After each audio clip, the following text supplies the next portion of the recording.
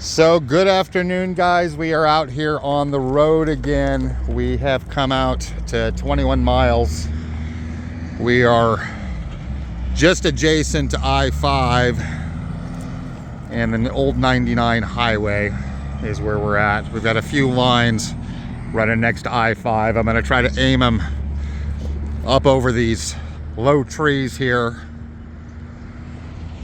And right now we are out of the edge of the mountain chain between us and the Eastern Valley.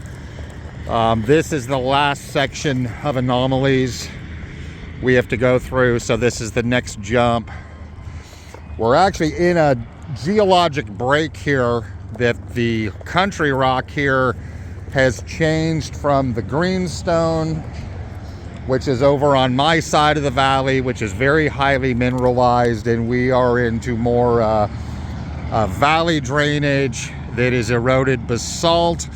There are two big basalt tables sit over there. You can see just the top of them over there. And that represents kind of the break. From here out, the rounded hills end. And you can see the Cascades on the far horizon. This is the Siskiyou Range coming down here and the Cascades in the far distance. And pretty much from here out, I don't lose many birds. And they seem to come back fairly consistent here, even though we're gonna start doing very, very long jumps. The jump after this one is gonna be over 20 miles. We're gonna go from 21 miles to over 40. But needless to say, this is the last tough jump they need to make. But needless to say, from this point, I do expect to lose a few birds. They have to fly through the anomalies, which there are some strong ones. You can see this ridge over here. That is Millionaire Mountain. There is a very large mine up there. And basically what happens is, in this greenstone area, we have a large number of mineral deposits, and those mineral deposits have high concentrations of iron minerals. And needless to say, those create magnetic anomalies, and they can really make pigeons go haywire. I'm actually going to do a video with a full explanation on the impact of aeromagnetic anomalies in homing pigeons, as far as what it does to their magnetic navigation. But we're going to go ahead and go here. Like I said, I expect a few losses. We have 17 birds. You'll remember I had 14 birds on the first drop last time. I had 3 more come in behind. There were no more. There were 21 birds originally. There's still 4 missing after a few days. The birds have had 4 days of rest. So I don't expect the other 4 to be back. They're gone, got basically eaten by the mountains and the magnetic anomalies. So I do expect to have probably a few more losses here. I would really expect probably the core of 14 will be the ones that are back. The other 3, it's kind of questionable. But like I said, I do expect out to this point to have losses because of the local geology and the fact that the terrain is pretty tough. They've got to fly through these hills and through a narrow river bottom, and it can be quite tough going. So here we go with these 17. They're all going to go as a group.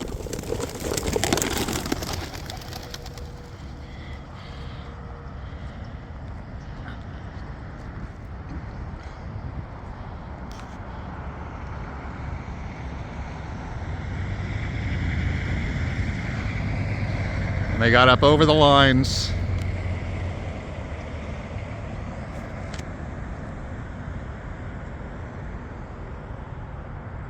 Oh, there's a goddamn Cooper's hawk in the middle of them. The Cooper's hawk just chased one off. He better book. And the others, well, Cooper missed him. There he goes. He's following after the others. So that is it, guys. They are taking a little bit off to the north. They are probably going to go over that direction and come back across. So that is it. We're going to race back to the loft. See you soon, or in about 40 minutes. Here is a little bit of terrain. You can see these basalt plateaus out there. And I'm going to go home the back way. This avoids the traffic. So we got a lot of I-5 traffic. But this is the route I expect the birds to take, is to come out here over to this flat and then head back down the river canyon.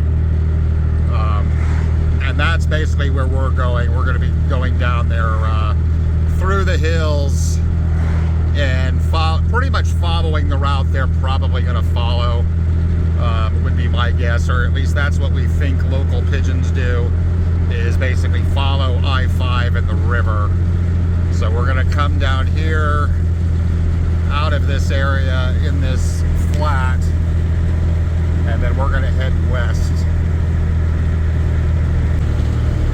And all of our other guys, except for me and Russell Cod, they are over to the east of us in this big flat valley.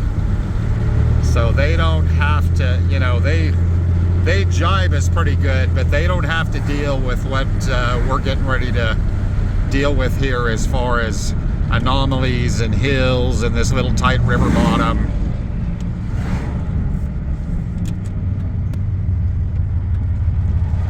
So they get to instead fly across this big basin instead and not have to contend with this side. This is a big gravel operation here. Has been here for a long time. Almost 150 years this gravel operation's been here. But you can see we're starting to get into these hills here.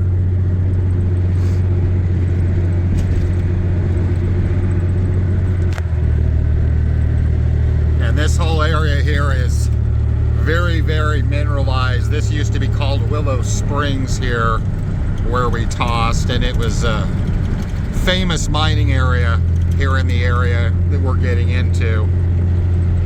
And this goes, it basically joins up with Gold Hill. You can see over in there, this sort of terrain we have to start going through right through here.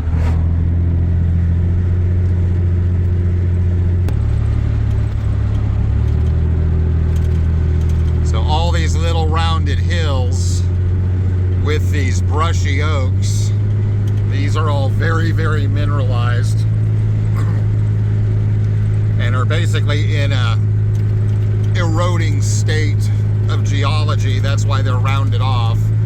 And needless to say, they have, because they've eroded, they have very, very shallow mineral deposits in them. And these little hills here, from here to home, from this little slope we're on, all the way home until we get to the gap, are very, very, very highly mineralized, are full of gold, silver, and copper, and especially iron rocks and iron minerals like hematite and pyrites and pyrrhotite and magnetite. And those four ore minerals, they can really screw pigeons up when you have to fly through those. So you can see like that breast-shaped set of hills up there, that's a fault. So there's a mine right there in the crotch of those two hills, and that's where they form. So needless to say, this area is very, very mineralized, very brushy. As you can see, it's full of hawks, and it's full of magnetic anomalies, and it chews pigeons up when it comes right down to it. So we're gonna continue on down the road and see what happens at the loft, because I don't want to bore you guys too much with driving down the road. And this is the city of Gold Hill, or what passes for a city. It's not very big. It's got a population of about, I think it's 1,100.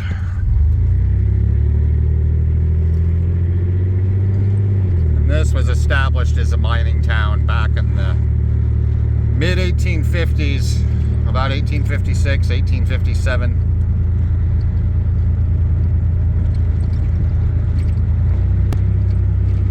And as you can see with the conditions, we've got high cloud cover and it is very overcast right now. The rain is expected here in about 6 hours is when it's expected. So hopefully the birds will be way out ahead of that. If they're not, I mean, it's a good test for them if they're not. So we're actually going to come up here onto the, I've talked about the Oregon Vortex, and this is the sign for it. Right there, that is where the place is. Oregon House of Mystery, Oregon Vortex. And a lot of people think that that's just kind of a little roadside freak show stand. That, you know, it's one of these places where balls appear to roll uphill and basically vision is distorted. And a lot of people, you know, if you go online and, you know, read reviews and all that, most people just say, oh, well, it's, you know, just a trick of the eye. And that's kind of true, that there is a trick of the eye element involved, but there is a lot more to it. There is a very strong magnetic anomaly there.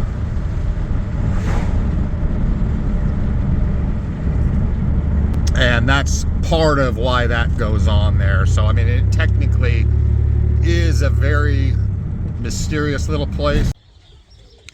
So I have just got back to the loft. I've got 12 birds actually beat me back, which is surprising. So they must have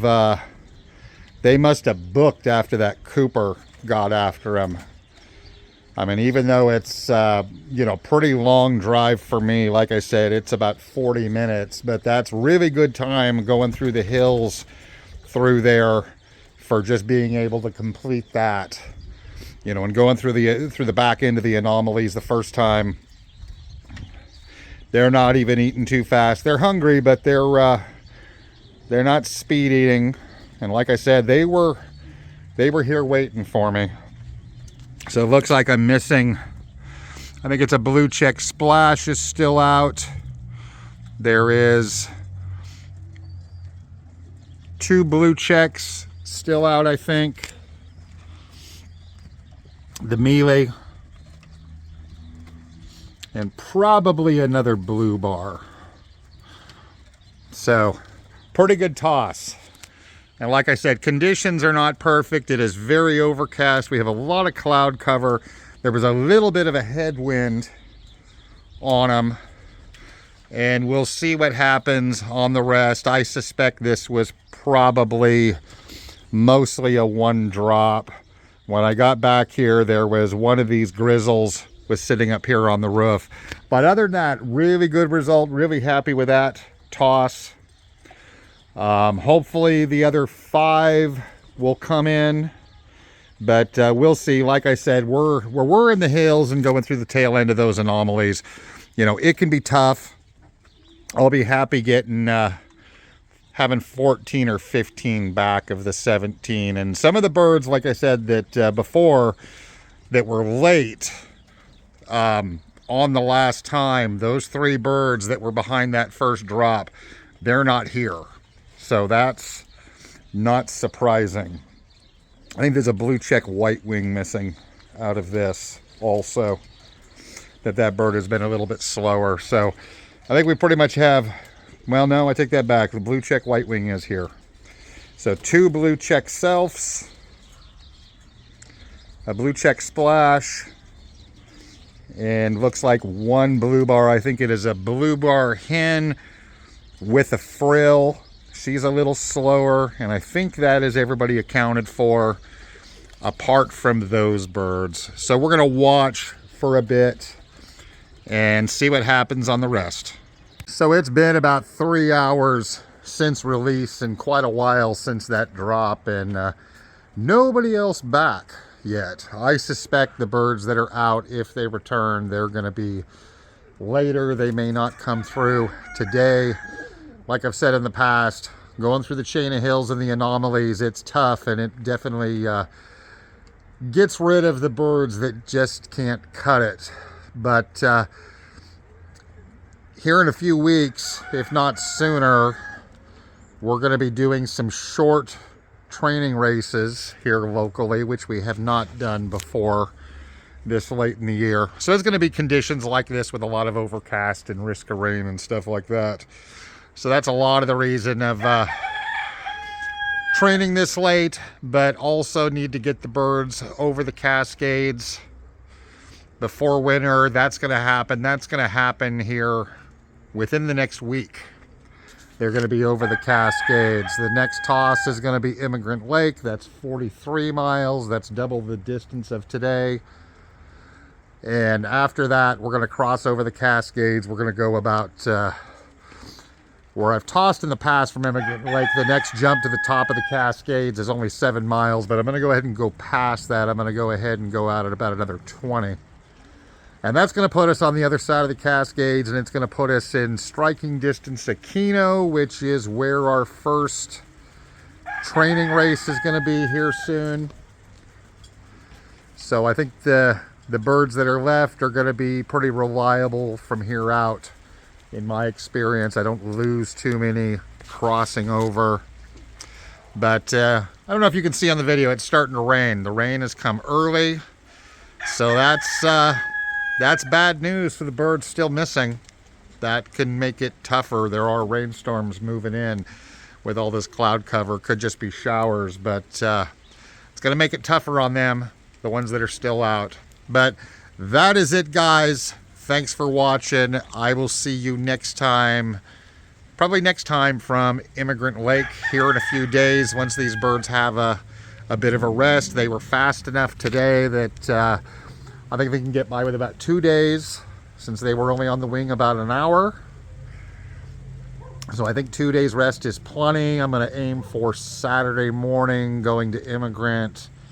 And then after that, we're going to jump the Cascades. And once we do that, we're good. We are good for winter and going into the short 80-mile training race. So that's it, guys. I will see you later. Keep them flying out there. For those of you flying OLRs, hey, good luck. Some of you that watch the channel or that I watch your channels that are routine visitors have done really well. So good luck, guys.